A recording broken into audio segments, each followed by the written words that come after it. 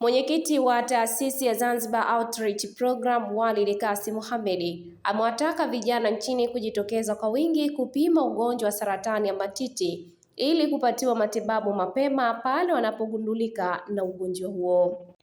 Ameyasema hayo katika mkutano na waandishi wa habari kuelekea katika ufunguzi wa kampeni ya saratani ya matiti kwa mwaka 2026 katika ukumbi wa taasisi hiyo Azania, wilaya Magharibi B, Unguja.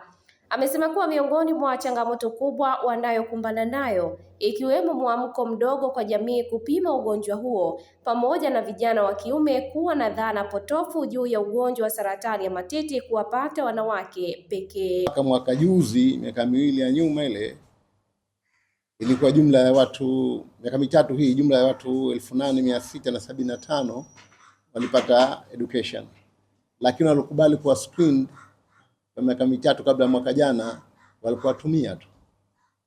Lakini sasa hivi tunazungumza mpaka mwaka jana jumla wamekuwa screened watu 662.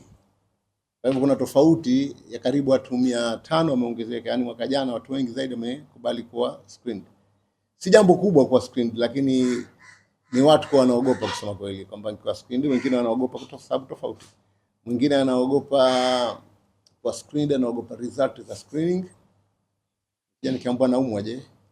Lakini mwingine anaogopa kwa sababu tabia yetu wa Zanzibar wanaanza kufikiri naenda kwa screened mbele za watu, si jambo ambalo limo katika culture yetu. Ingawa napenda kuhakikishia watu kwamba wakati wa screening wana screen madaktari na ni watu ambao ni sana kama umekwenda hospitali, na mazingira ya screening nao ni mazuri kwa sababu watatumia basi ambalo kwa maalum kwa ajili ya kufanya shughuli hiyo. Kwa hivyo faragha ipo ya kutosha. Usiogope kupima, ogopa kuchelewa, kwa sababu ukiwa utapima mapema ni kwamba hali ikionekana ni kwa breast cancer, kumbe inatibika. Idadi ni tumesema kwamba katika watu ambao wamepata education ambao tulikuwa na watu 8675, jumla ya watu walioonekana na matatizo au waliokutana na abnormal walikuwa ni watu 6 tu, na katika watu 6 hao kwa watu 7. Watu 6 walikuwa katika hao walikuwa wanafunzi na mmoja alikuwa ni mwalimu. Kwa hivyo tukitazama hivi utakuta ndani ya maskuli au katika kampeni hii hatukutana na watu wengi ambao walikuwa na matatizo. Pengine huko mwanzo ilitokana na idadi ya watu waliokubali kufanywa uchunguzi. Na process iliyotokea baada ya hapo, kwa sababu watu wanapogunduliwa na matatizo wanakuwa refer kwenye hospitali ambao wanapelekwa katika hospitali. Wakifika katika hospitali kuna mtu normal ambaye anawapokea kule na kuongoza katika sehemu mbalimbali kwa ajili ya kuona uchunguzi wao unaendaje. Bahati nzuri ni kwamba watu wote wamekaa ni abnormal za kawaida, si abnormal zinazohusiana na cancer moja kwa moja. Kwa hivyo unaweza kusema katika 12 hawa na hakuna so far kutikana. Hali kubwa ni kwamba society yetu bado ni watu wenye kuona haya. Ni sawa ambayo unaona haya hata kupewa elimu katika baadhi ya mambo. Ni sasa ambao bado unaona haya kupewa elimu katika baadhi ya mambo, na ndio maana inabidi watumie wanafunzi hawa kwenda kwa wanafunzi wenzao. Sababu mara nyingine ukileta watu makambini humo watu wanakataa kuja. Watu wanakataa kusikiliza. Kwa hivyo ni challenge ambayo imo ndani ya society, ambayo inabidi tuelimishe society kidogo kidogo mpaka society ikubali. Huyu binti mmoja alipita mwisho hapa akasema kwamba jamii yetu bado inaona haya kuja kuchunguzwa. Wengine nimesema mwanzo, wengine wanaogopa, wengine wanaona vipi nikakauliwa na mtu mwingine. Lakini wanasahau kwamba katika kampeni hizi yale maelezo yanaelezwa ataweza yeye mwenyewe pia kujikagua, kwa sababu lengo ni kumfanya mtu aweze kujikagua mwenyewe, sio kwenda.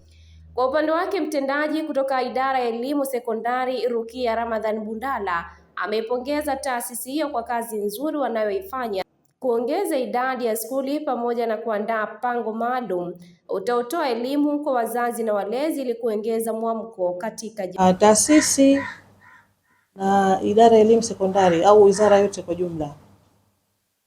Tunafurahia hili kwa sababu tunapata kuhatarisha watoto wetu vizuri wanapotaka kutafuta elimu.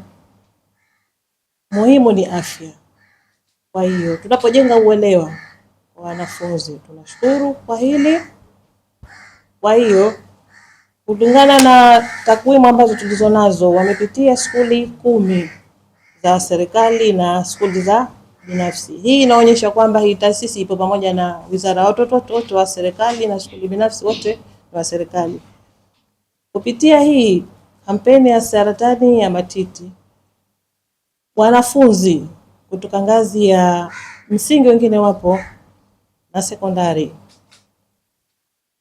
katika kuhusisha hili tunahitaji zaidi tuongeze na hii idadi kubwa ya skuli. Sawa, tuko pamoja na tunalifurahia hili, na zaidi hii awareness tunavyoiomba si lazima kupitia kwa walimu tu, hata na wazazi wa wanafunzi, hiyo jamii, kwa sababu mtoto anawezekana akaelewa kwao akasema, lakini mzazi akawa haelewi.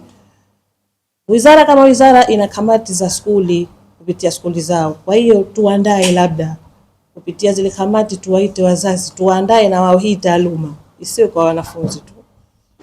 Uelewa huu kama tunavyosema hapa, mwezeshaji alisema kwamba tatizo si kwa wanawake tu, kuna watoto wa kiume, jamii nzima. Kwa hiyo utapopatikana kamati, itakuwa ni wao mabalozi wengine kutoa elimu katika.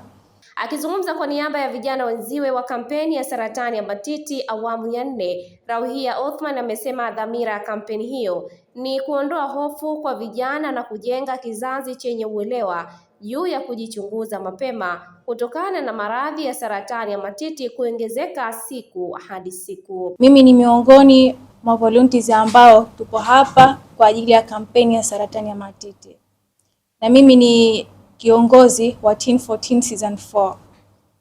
Dhamira yetu ya Teen 14 Season 4 kuhusiana na saratani ya matiti itakuwa ni kwamba tuna imani kwamba tutaondosha imani potofu na hofu kwa vijana na jamii nzima kuhusiana na swala zima la saratani ya matiti.